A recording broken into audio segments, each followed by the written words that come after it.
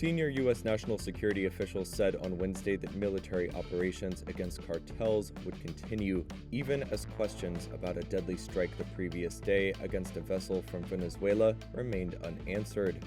The U.S. military killed 11 people on Tuesday in a strike on a vessel from Venezuela, allegedly carrying illegal narcotics.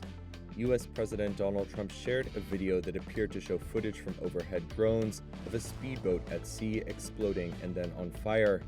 Speaking in Mexico City on Wednesday, Secretary of State Marco Rubio defended the operation. And it'll happen again.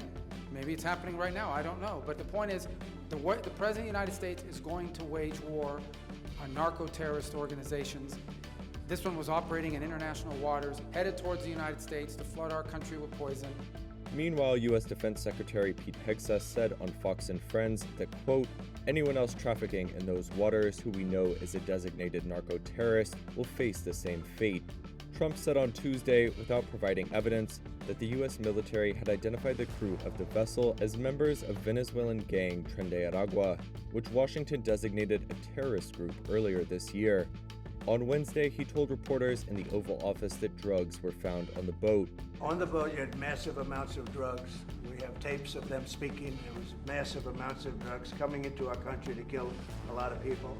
The Pentagon has not released specifics about the crew, nor why it chose to kill those on board. The U.S. has deployed warships in the Southern Caribbean in recent weeks with the aim of following through on a pledge by Trump to crack down on drug cartels. Venezuelan officials have said the Caribbean buildup is meant to justify an intervention against them, with President Nicolas Maduro accusing Trump of seeking regime change. They say Tren de Aragua is no longer active there after being dismantled during a prison raid in 2023, and suggested that the video shared by Trump was created with artificial intelligence. Initial checks on the video by Reuters did not show evidence of manipulation. Presidents of both major U.S. parties have, in the past, asserted the authority to use the military for limited strikes when there is a threat to the United States.